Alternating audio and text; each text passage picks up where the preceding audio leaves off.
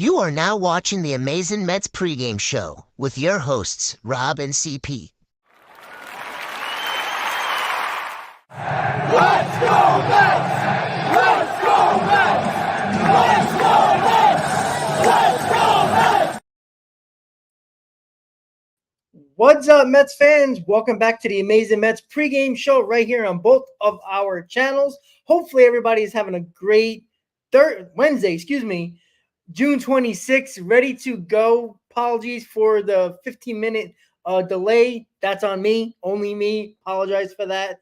But we are here to talk about today's game and the Mets' performance yesterday in game one of the Subway Series, winning 9-7. And I put Chicago Cubs. Of course, I did. Why not make it a mistake? Because why not? And yes, absolutely, we beat the Yankees, not the Cubs, 9-7. Chris, how you doing, buddy? Listen, it wouldn't be a stream. It wouldn't be our stream if we didn't have typos, right? This is what makes us us. This is what makes us great on here and unique. We make typos. We're a little late, but we love everybody that comes out and supports us. Listen, yes, great game last night. Very hyped. Did the post game last night on my channel. Everybody that's listening into this pregame right now, if you're a part of that post game last night, then I definitely appreciate you. The support means a lot. Every single day, I just want to start the stream off by saying that every single day, you all supporting us means a lot. And we can talk about the Mets wins. We can talk about the Mets losses. The support is what really drives us into coming here from an Uber, right? Like I had to miss the roundtable the other night because I was stuck in the Uber, rushing home to get to a podcast. So I want to keep that into perspective for some people because the Mets are playing great baseball. And we're going to talk about the Mets playing great baseball here in a second. But I want to shout out the chat, everybody in the chat. We appreciate you right now. And Daniel, I appreciate you. I do have a dinner to get to as soon as we are out of here. So that's why I'm kind of just like all slicked up right now, looking a little good. But we'll be back for the game, potentially propping up a post game if Rob is down for it. Rob and I might rock a post game. So turn on those notifications and rock with us after the game if you're good for it, Rob, on your end. Yeah, I'm ready to go. Absolutely. And yeah, and you know what's interesting too with this, like this team is playing so well that even when it got a little fishy later in the ball game and Judge hit that grand slam, I wasn't that worried about it. I felt like they were going to win. I mean, that's a feeling that I usually don't have, which is interesting because they're playing so well and they're finding another way to win, right? The offense came alive yesterday, right? Beat up on Cole. He gave up his most home runs, the second most in his career. He never pitches well against the Mets, and I don't know. It's fallen into place a little bit. And look, even if it wasn't the Yankees, they played well yesterday, right? Cole is a really good pitcher. He was the Cy Young last year. I know it's only his second start, but you know what? All I heard from Yankee fans on WFAN and on X was that Cole was going to shut us down. And you know what? I kind of believed it a little bit, but then I was like, you know what? This team has proved me wrong over this almost month stretch now. And it's hard to not start to believe in this team.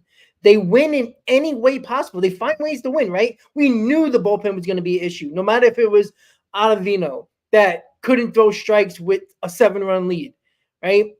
You know, Nunez pitched his ass off yesterday, right? Reed Garrett figured out what he needed to do to keep the Yankees not fighting back in the later innings or in the ninth inning, and they find a way to win, right? We knew the bullpen was going to be an issue, so we knew that the offense had to step up, and they did big time, and that's why I'm not worried about this team right now, and I'm starting to really believe in this team, and I believe now we are a good team, and I think that's fair to say. So, I don't know, what were your thoughts yesterday? I mean, it was the score was close, but it never really felt close. It felt like the Mets were in control, regardless of the bullpen woes that we were having yesterday against the Yankees. Great at bats versus Garrett Cole. Great at bats versus Garrett Cole. He came into yesterday, by the way, if anybody doesn't know, with a 5.89 ERA career-wise against the New York Mets. So not many teams have Garrett Cole's number, but the Mets certainly do. I have some thoughts in terms of what Scully NYM is proposing in the chat, but we'll get to tonight's game when we get there in terms of how the pitching is going to look after Manaea, whatever he does, right? And there's a live chat in my stream right now. In the live chat, there's a poll. Make sure you go ahead and vote. Will Sean Manaea get past 5 innings tonight? Yes or no? Make sure you cast your votes. That's going to be an interesting topic of discussion. But speaking of last night, this is what I see from the New York Mets every single time they go up against a premier pitcher. We've seen it against Dylan Cease.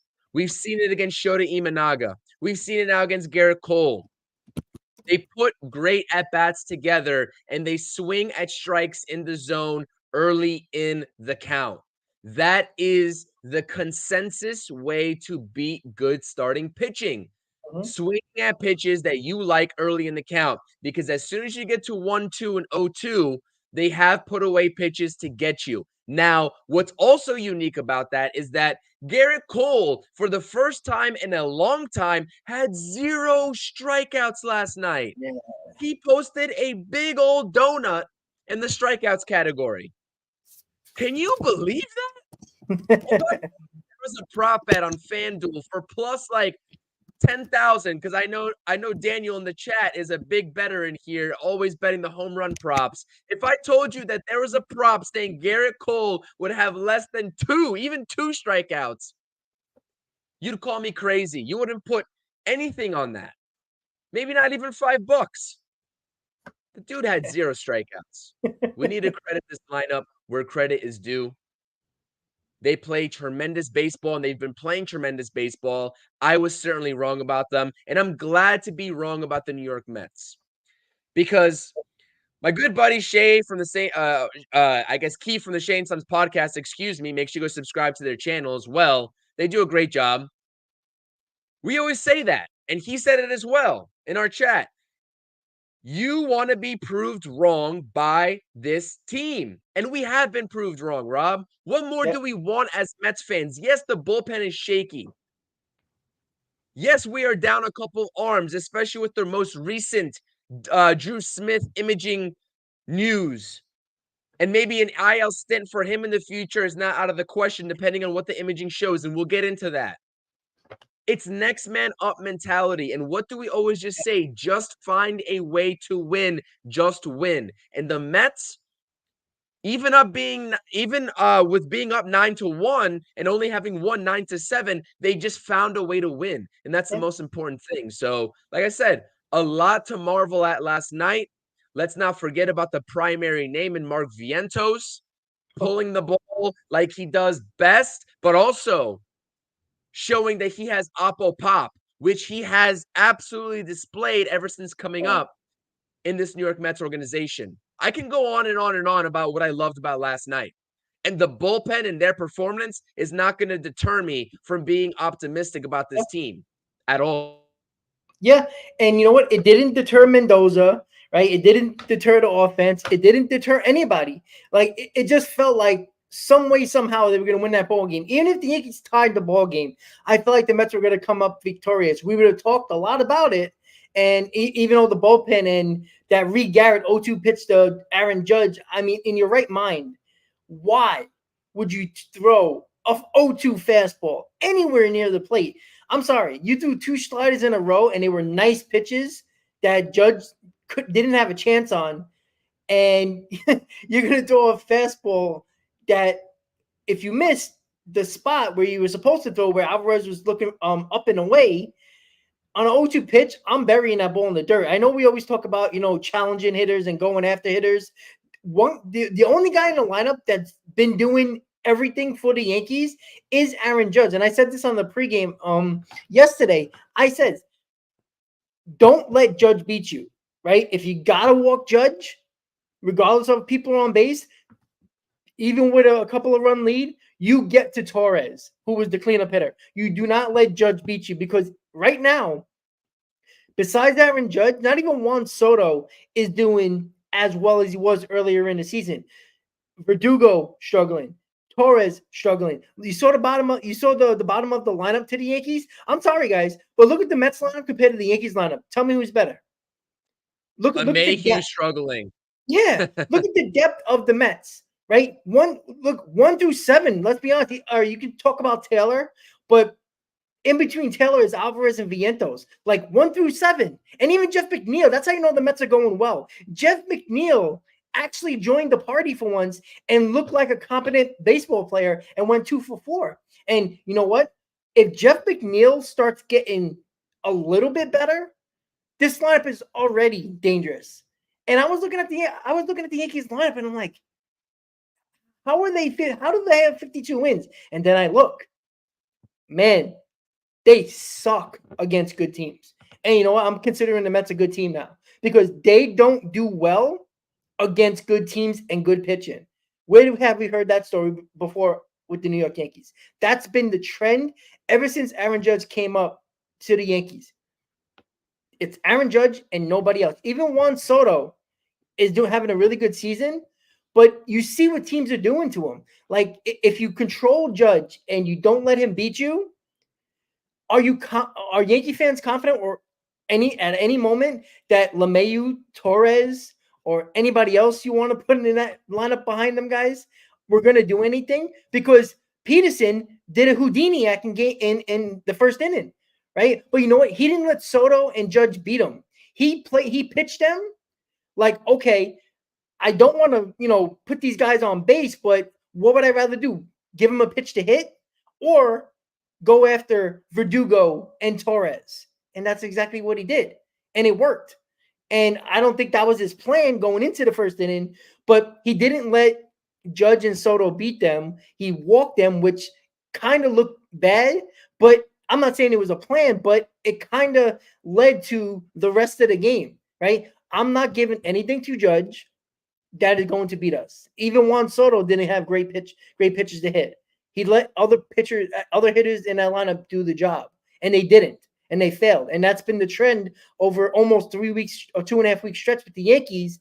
They've been struggling, and we talk about this, Chris, all the time. Sorry with the rant, but they continue to beat teams by making those mistakes, and they capitalize on them, and they just continue to jump on a pitcher that might either be struggling or coming back, and a team that's been struggling, even if the team is good. And Chris, you brought this up many times on numerous shows.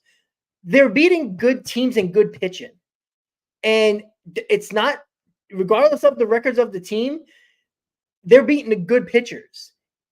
And that's something that is really interesting to me because, right, when the first inning was going on, we were like, oh, God, this is going to be a disaster, right? We're going to be the ones to get the Yankees red hot again. But Peterson did it. And you know what? Kudos to him. I know he didn't go deep in the game, but that first inning, that was basically the ball game because you don't score a base loaded nobody. Even the Mets got one run when they got a couple of men on in the first inning. That was a huge run, even though they only got the one run. I thought that was actually most likely the ball game. I felt good after that first inning, what Peterson did. You saw the difference in approach in terms of the top of the order for David Peterson and how he approached them versus how he went after those guys after it was bases loaded, 0 outs. And even the booth was saying this in GKR. They're like, why is David Peterson in a pitcher's count, right? He aims in the strike zone and he puts together competitive pitches, right? When it's 0-0 and 0-1 to get to 0-2 or 1-2. But the subsequent pitches, they're not competitive. And he's playing too cute, as Ron is saying. And this is something that we've been talking about for so long, Rob. He worded it that way. But for me, what have I been saying since that Los Angeles Dodgers series way back in the season that we saw on the West Coast? And then subsequently, that Giants series during that West Coast trip, which seems like forever ago. I stated that these pitchers don't throw competitive pitches in pitchers' counts. That's exactly what Ron Darling said early on in the game, especially in that first inning on the broadcast. And I don't know how many times we're going to have to say this. This is the reason why, because over the course of the ball game, You see this happening so many times, and that extends the at-bat. That allows hitters, the opposition, to get from 0-2, 1-2 to 2-2, 3-2, and drawing walks like Aaron Judge did in that first inning. Now, he got out of it because guess what?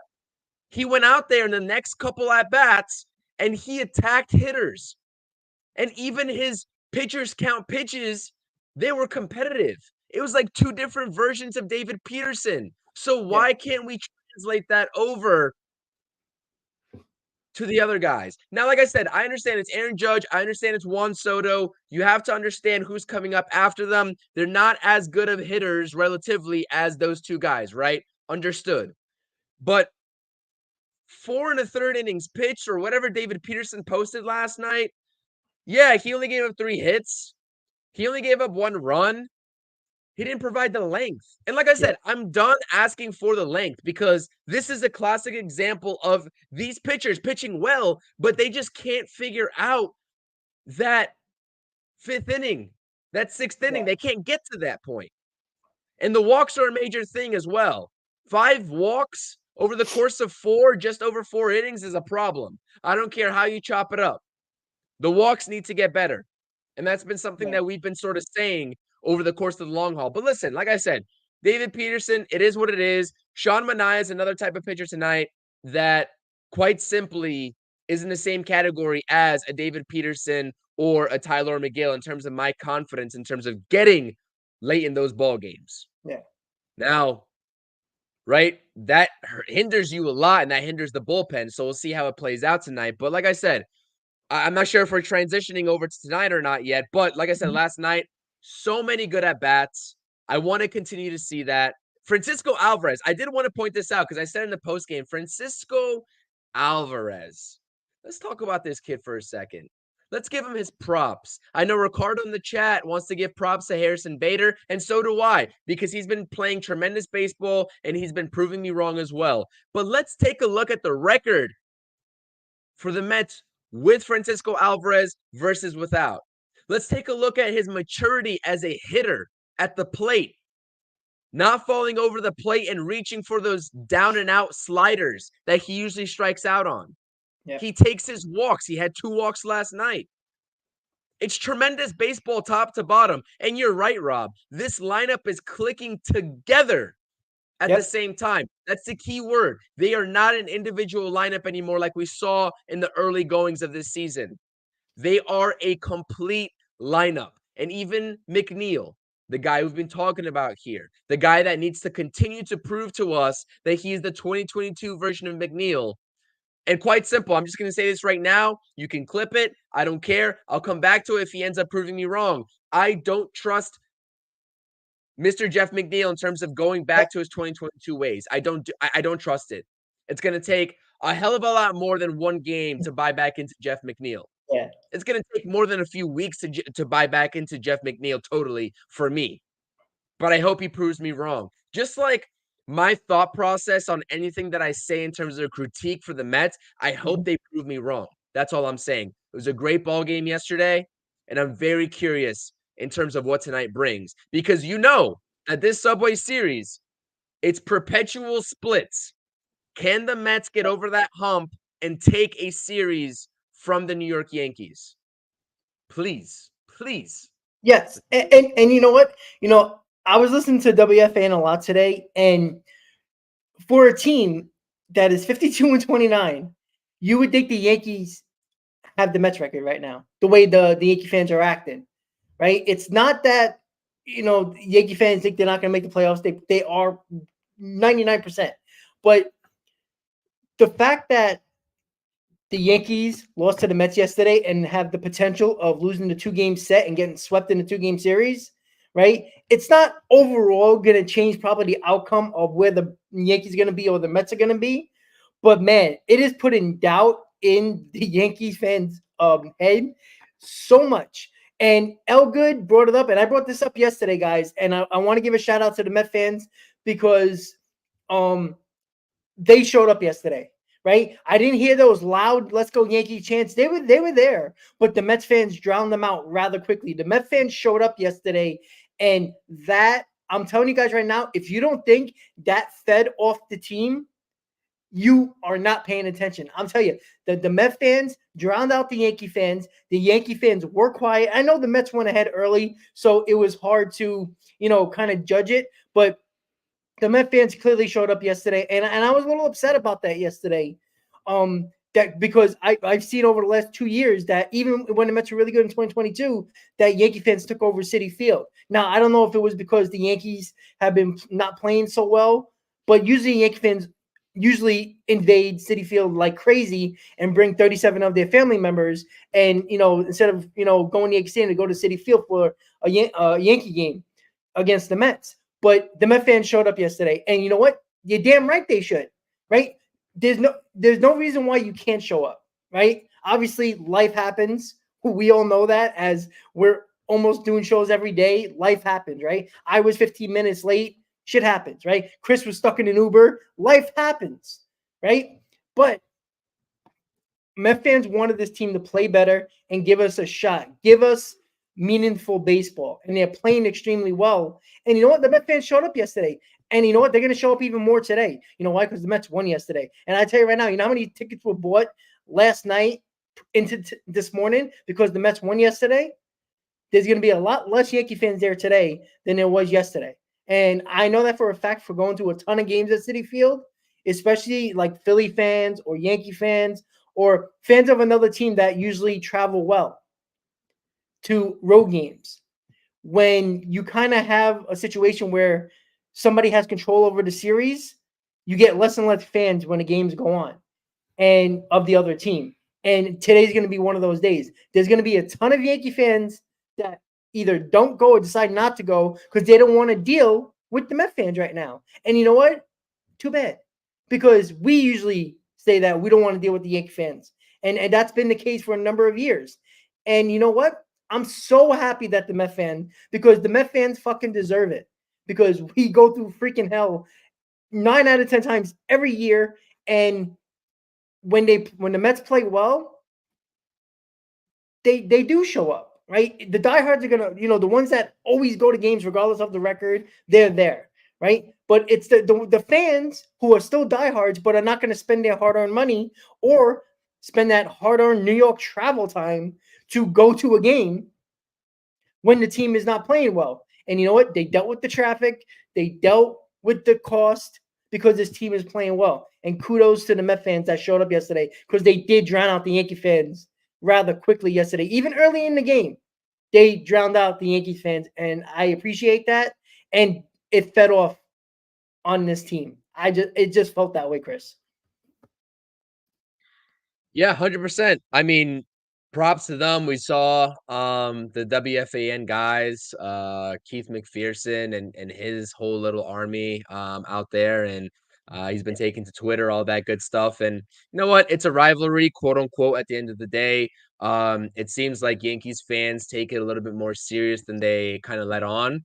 Yep. And they go home, I guess unhappy. This is what it is. The Mets handed them an L. And that's it. You either go to the game the next day or not. But anyways, moving on to today, I'm actually very curious. And I know that's like I don't want to take away from your thunder in terms of like the actual fans of it, because I know you have a very strong opinion. You've went Yeah. to a lot of games. And you've kind of alluded to that on multiple streams here about the fans actually showing up, especially when the Yankees are in town. So it's very important. And I definitely agree with you 100%. Like I have nothing else to add on to that. I'm not just like curbing that conversation. I 100% agree with you. But tonight's forecast, though, by the way, a lot of people are talking about in the chat. It's not looking too good. Rain, I guess first pitch is looking okay in terms of the Yeah, radar, it's but like when it gets 9 o'clock to PM, where it it really looks like starts the raining. storms are rolling Yeah. in. Yeah. Yeah. So I'm not sure how this game is going to sort of play out. I'm not sure if they're going to start and then basically do a delay mid-game and wait for the rain to go away, or they're just going to start in a delay and push back the start time for like an hour, hour and a half. Very unusual situation with that little gap there. But I don't know. We'll see if this game gets in tonight. Have you heard anything about the weather, Rob, or what do you Well, think? I was just checking the forecast now. Like 7 to 9 looks pretty good. Like there's like a 10-12% chance of rain, but 9 o'clock it goes into the 85 and above after 9 o'clock. So you might be able to get the majority of the game, and you might get an official game in before the rain really starts coming in.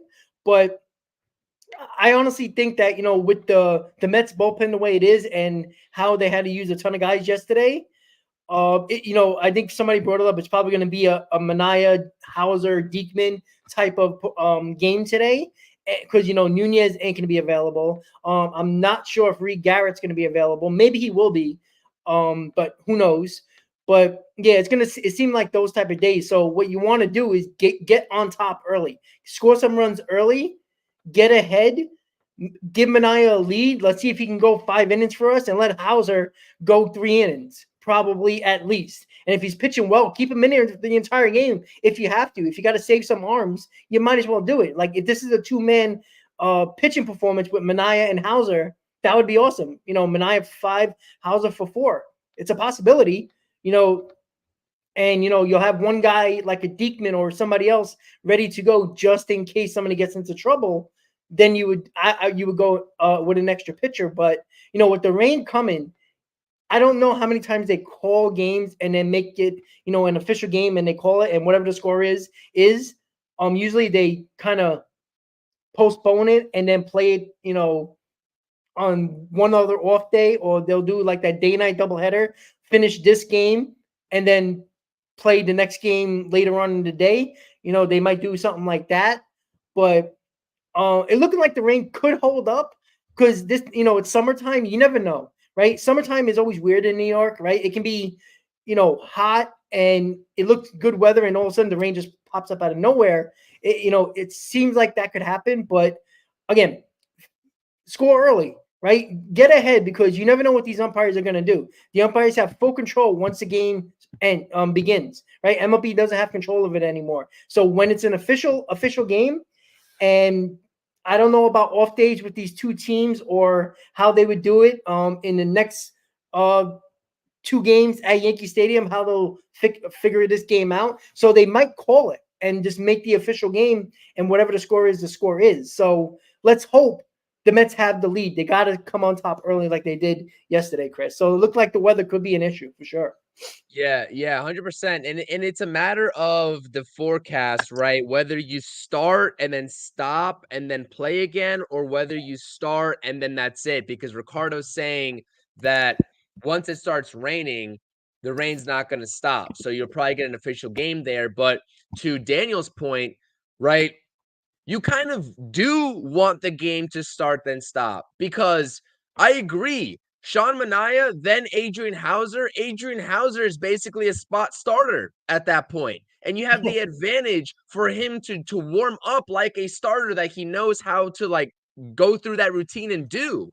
So that would almost be advantageous. But like Ricardo's saying, if the forecast is rain all night once it starts, then it is what it is. You got to score early and often if you're the Mets, like you said, Rob, 100%, because it would be brutal to lose a game like this 2-0 or 1-0 with no runs on the board. And Luis Gil is a very good pitcher, 2.77 ERA, 9-2 on the season, 3-pitch arsenal, changeups at 92 miles per hour with a fastball at 97, great little 5-mile-per-hour differential there. This is no slouch of a pitcher on the mound for the New York Yankees. Let's keep it a buck here. But neither was Garrett Cole, neither was Shota Imanaga, neither was Dylan Cease. And we see how the Mets offense produced. So I don't know. This offense has a very funny way about them. They have a very funny way.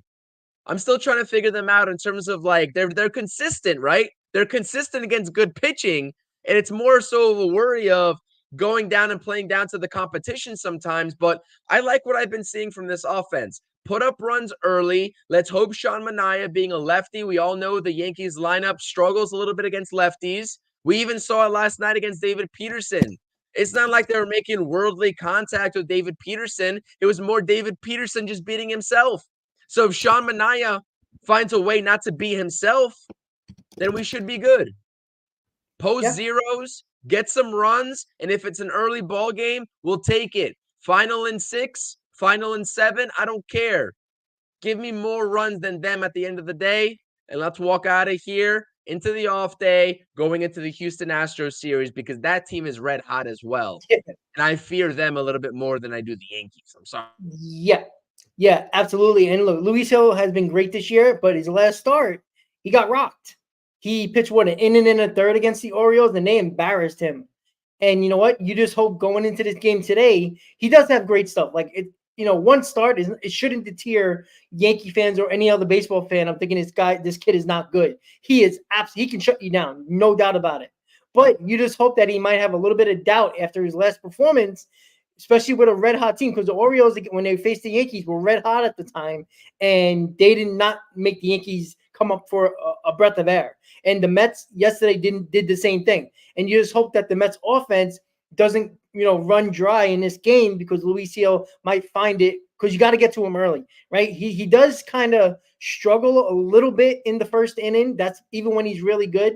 He struggles in the first inning to find his command and to throw strikes. If you can get to him early, that's going to put doubt in not only his mind, but the Yankees' mind that has been struggling as well. Aaron Boone's mind, right? So, and you know what? Look what happened, right? The Mets got to the Yankees bullpen as well, right? The Yankees bullpen has not been as good either. So the goal is the same yesterday. The keys of the game, today's game, is very similar to yesterday, right? Garrett Cole was going to be on a pitch count.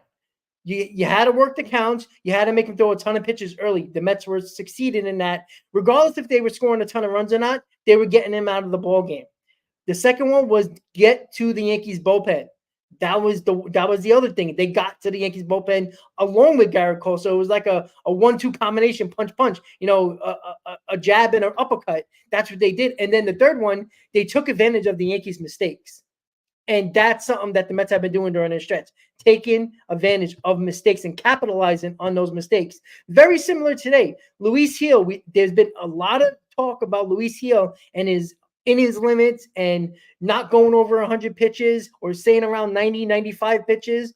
Get him out of the game early. Go to the Yankees bullpen that hasn't been good, and they need to start. You got to get more of that bullpen in there, because they have been struggling. And we'll see if the Mets can do that tonight. I think they can, Chris. Especially listen, guys, the same lineup as last night. That is rare for a New York Mets lineup. That's so rare. That is so rare. I saw that. I was like, okay, we're cooking. I don't even care if McNeil's in the lineup. It worked last night for 9 runs. He got 2 hits. Stick with the hot hand, which has been my advocacy for Mr. Jose Iglesias, is playing the hot hand. But Jeff McNeil, maybe you kickstart him here tonight. I don't know. Like I said, I'm very weary of it, but I like trotting out the very same lineup that you did the night before when you scored 9 runs. 2 things before we get out of here, because I see it in the chat that we need to address, and I want to get your opinions on, Rob, because I talked about it on my social media handles, on X, Instagram, all that good stuff. You pick your poison. Which reliever we want to talk about first? You want to talk about Drew Smith and the news about him getting an MRI, or you want to talk about Adam Ottavino and what he may or may not have said to the direct manager of the club after he got pulled last night, after he was absolutely trash yet again? Which one do you want to talk about, Rob? I'm going to leave this in your court. To talk about Ottavino, because you know what? They've been putting them in mop-up duty over the last week. And, having a 7-run lead, there's one thing you don't do as a pitcher coming into the bullpen is walk guys. There was no need to play around with batters, throw strikes. A solo home run, even a 2-run home run, was not going to cause any damage to this game. And you let them, you walk guys. You let Mendoza go to pitchers he probably didn't want to go to, because he had to save some pitches for today. And then Ottavino led to the Aaron Judge grand slam and made it closer, made Mendoza use more pitches. So this whole bullpen situation kind of started with Ottavino not throwing strikes. And listen, I've been more of an advocate for Ottavino more than almost every Mets fan, but it was hard to defend. It is hard to defend him anymore. It really is. Not only did he suck last night and has not been good, now we all believe that he called Mendoza a fucking douchebag on live TV. And look, I understand emotions. I know he's probably pissed off. Look, it's not like Ottavino wants to be bad, right? He wants to pitch well, right? And he was good for the Mets, 2 years, when he was good for us, but he hasn't been good. And I know the emotions get the best of you, but calling out, I know he said it under his breath, and the camera just caught it. So it's kind of like this new age of TV and cameras everywhere. You're gonna get caught no matter where you are nowadays of saying things. But why show up your manager who's been extremely good keeping his team together? You suck right now. What was Mendoza supposed to do? Keep you in the ball game and make you uh lose this game for us? No, Mendoza was trying to win the ball game.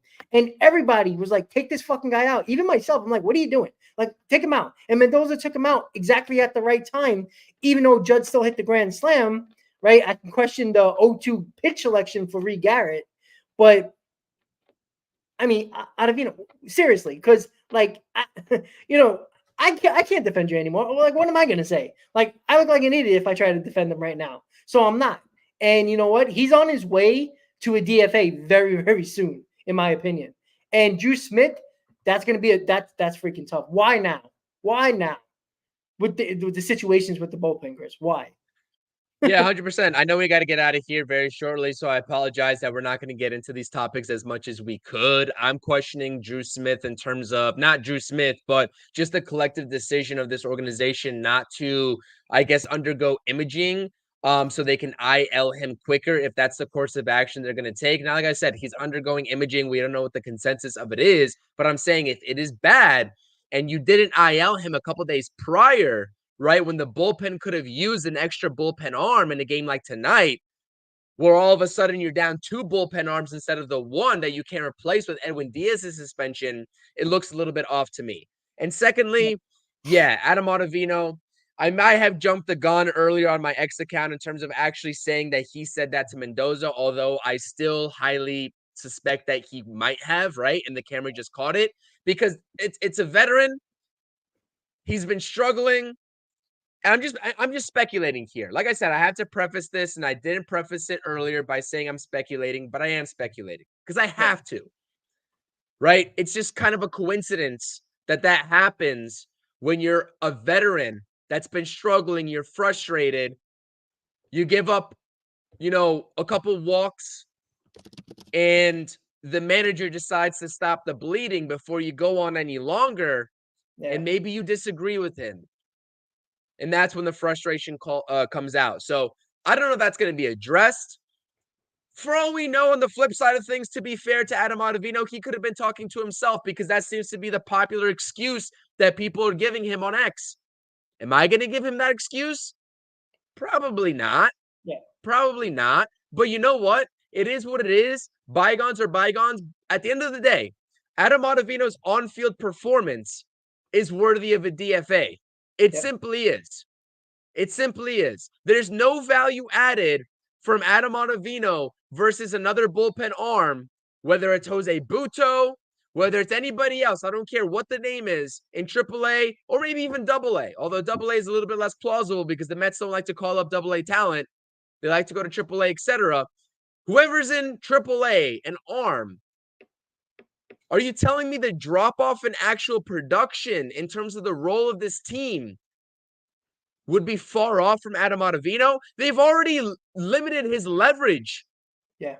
They've taken him out of high leverage situations. They put him in as low of a leverage situation as you can possibly get yourself into in a 9-1 ball game, and he still couldn't handle that. I back Mendoza's decision 10 times out of 10, maybe even 11 times out of 10.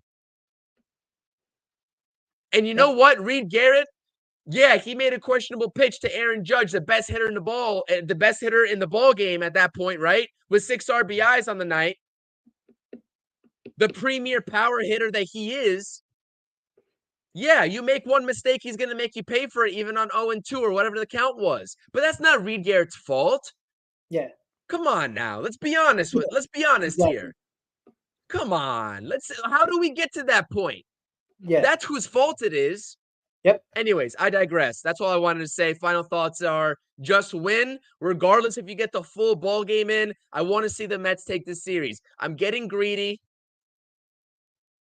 WFAN, whatever the 4-line, Army, Bleacher Creature, I don't care what they call themselves. ticked me off a little bit seeing that on social media. And I don't get involved in that, but it ticked me off a little bit.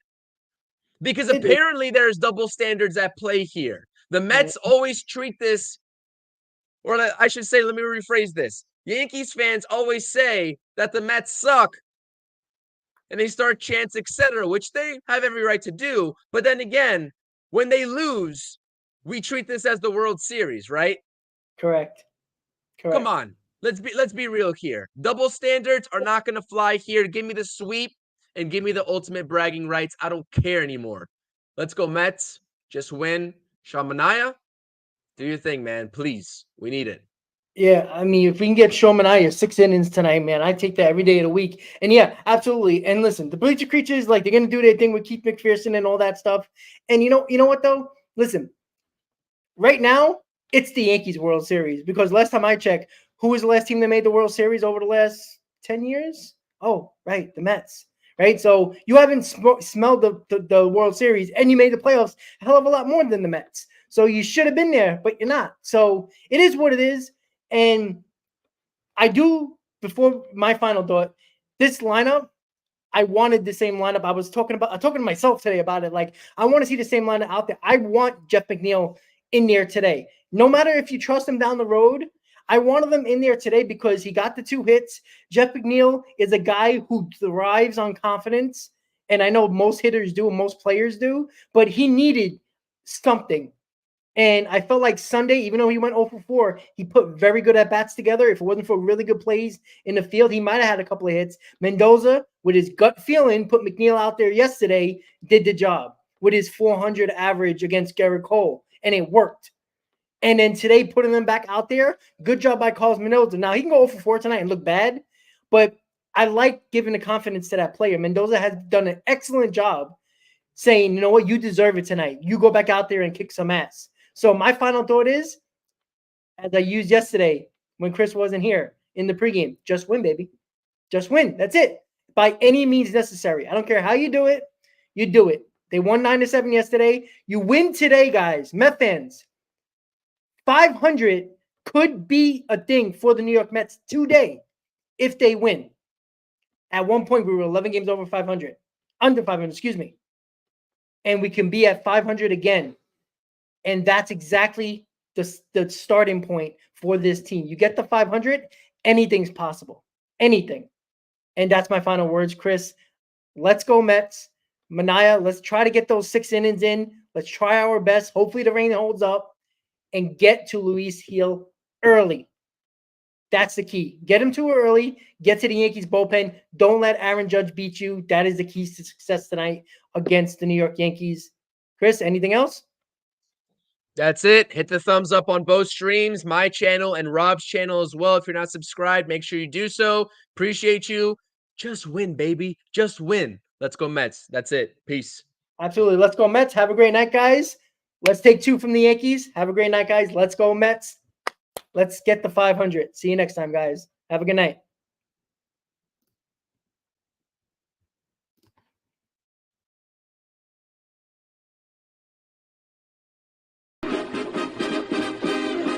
Meet the Mets, meet the Mets. Step right up and greet the Mets. Bring your kiddies, bring your wife. Guaranteed to have the time of your life, because the Mets are really socking the ball.